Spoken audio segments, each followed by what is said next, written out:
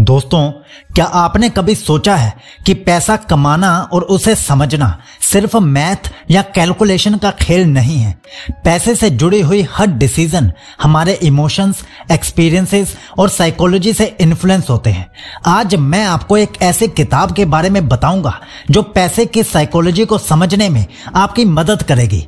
The psychology of money, जिसे Morgan Housel ने लिखा है। ये किताब आपको बताएगी कि पैसे का सही इस्तेमाल कैसे करते हैं और फाइनेंशियल डिसीजंस कैसे लेते हैं। तो चलिए मैं आपको इस किताब के सबसे इंपॉर्टेंट लेसन्स को डिटेल में समझा देता हूं। किताब का पहला लेसन है luck versus risk. Morgan Housel कहते हैं कि फाइनेंशियल सक्सेस में किस्मत और रिस्क दोनों का बड़ा रोल होता है। कुछ लोग बस किस्मत से अमीर बन जाते हैं, जबकि कुछ लोग मेहनत के बावजूद रिस्क की वजह से फेल हो जाते हैं। जैसे कि बिल गेट्स का एग्जाम्पल लो, उन्हें सक्सेस मिली, लेकिन उसका एक बड़ा रीजन ये था कि उन्हें एक ऐसे स्कूल में एडमिशन मिला जहां कंप्यूटर की फैसिलिटी थी, जो उस टाइम में बहुत ही रेयर मानी जाती है। अगर उन्हें वो अपॉर्चुनिटी नहीं मिलती और उस कंप्यूटर वाले स्कूल में उनका एडमिशन नहीं होता, तो शायद आज माइक्रोसॉफ्ट भी नहीं होता। इसका मतलब ये नहीं कि मेहनत की कोई वैल्यू नहीं होती, बल्कि इसका मतलब ये है कि हमें अपनी सक्सेस और दूसरों के फेलियर को जज करते वक्त किस्मत और रिस्क दोनों को कंसीडर करना चाहिए और दूसरों को जज नहीं करना चाहिए। दूसरा लेसन है नेवर इनफ। हाउसल कहते हैं कि इंसान का नेचर ही कुछ ऐसा होता है कि वो कभी सेटिस्फाइड नहीं होता। चाहे कितना भी पैसा क्यों ना कमा ले, हमेशा और पाने की चाहत उसकी बढ़ती रहती है। जैसे कि एक बिजनेसमैन जो करोड़पति है, लेकिन वो अभी भी सोचता है कि अगर उसके पास ज्यादा पैसे होते तो वो और ज्यादा खुश होता। ये माइंडसेट बहुत ही डेंजरस हो सकता है, क्योंकि इसकी वजह से लोग अपनी हेल्थ, रिलेशनशिप्स और हैप्पीनेस को निगलेक्ट कर देते हैं। हाउसल कहते हैं कि हमें अपने लिए एक लिमिट सेट करनी चाहिए, जहां पहुंचकर हम खुद से ये कह सकें कि अब काफी है। इससे हम ज्यादा बैलेंस्ड और खुश रह सकते हैं। तीसरा लेसन है कंपाउंडिंग कंपाउंडिंग। कंपाउंडिंग का मतलब है कि आपका पैसा टाइम के साथ ग्रो करता है। हाउसल कहते हैं कि कंपाउंडिंग का पावर समझना फाइनेंशियल सक्सेस के लिए बहुत ही जरूरी है। जैसे कि वॉरेन बफे का एग्जाम्पल लो, उनकी वेल्थ का 90% प्लस पार्ट उनकी लाइफ के लास्ट 30 साल में एक्यूमुलेट हुआ है। ये कंपाउंडिंग का जादू है। अगर आप छोटे छोटे इन्वेस्टमेंट्स भी करते हैं, कंसिस्टेंटली और लॉन्ग टर्म के लिए करते हैं, तो कंपाउंडिंग आपको अमीर बना सकती है। इसलिए जितना जल्दी हो सके स्टार्ट कर दीजिए और पेशेंस के साथ आगे बढ़ते रहिए। चौथा लेसन है getting wealthy versus staying wealthy.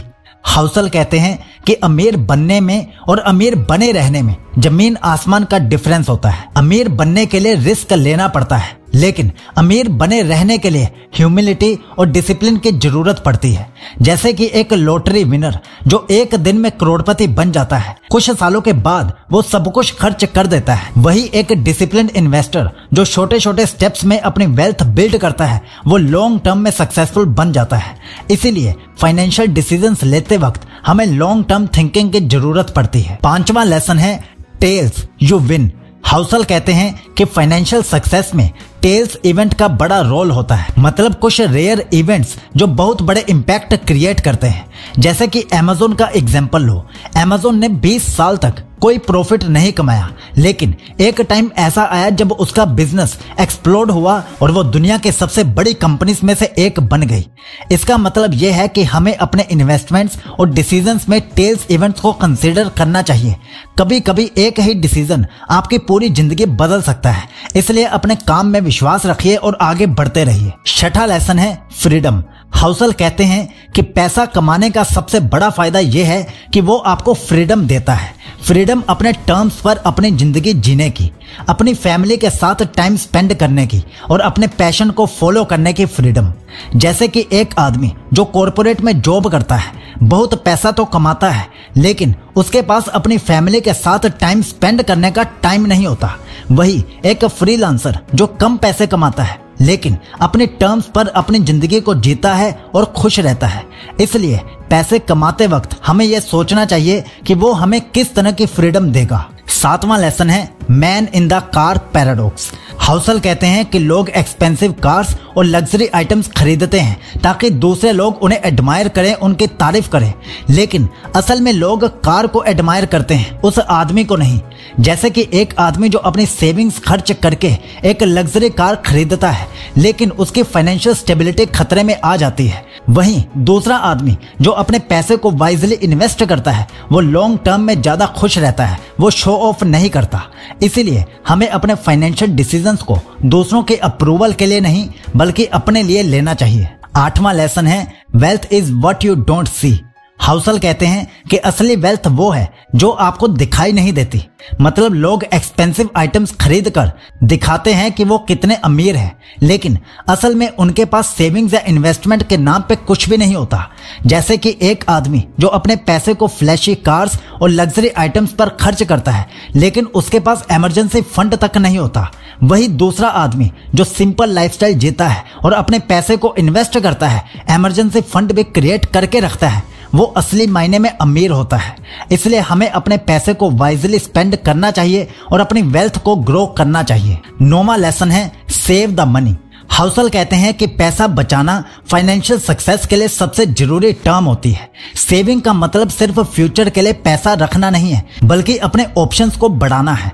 जैसे कि एक आदमी जो अपनी इनकम का 20% सेव करता है वो फाइनेंशियल इमरजेंसीज या अपॉर्चुनिटीज को इजीली हैंडल कर सकता है, वही दूसरा आदमी जो सेव नहीं करता वो हर प्रॉब्लम में स्ट्रगल करता हुआ दिखाई देता है।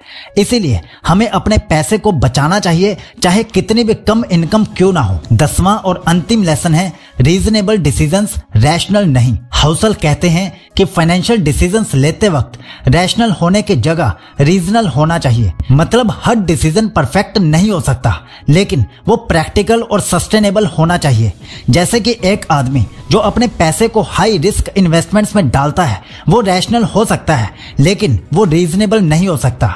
वही दूसरा आदमी जो डाइवर्सिफाइड पोर्टफोलियो बनाता है वो रीजनेबल होता है, क्योंकि एक जगह पे अगर पैसा डूब भी गया तो बाकी जगह से वो प्रॉफिट अर्न कर लेता है। इसीलिए हमें अपने फाइनेंशियल डिसीजंस को प्रैक्टिकल बनाना चाहिए ताकि वो लॉन्ग टर्म में काम आ सके। तो दोस्तों ये थे सबसे important lessons from Morgan Housel की किताब द साइकोलॉजी ऑफ मनी। ये बेस्ट बुक मानी जाती है पैसों को मैनेज करने के लिए। तो आप पैसे को समझने और उसे वाइजली मैनेज करने में सक्सेसफुल हो सकते हैं। याद रखिए पैसा सिर्फ नंबर्स नहीं है, वो आपके साइकोलॉजी और डिसीजन से जुड़ा हुआ फैक्ट है। तो अभी से अपने फाइनेंशियल हैबिट्स को इंप्रूव कीजिए और अपने गोल्स के लिए काम करना शुरू कीजिए।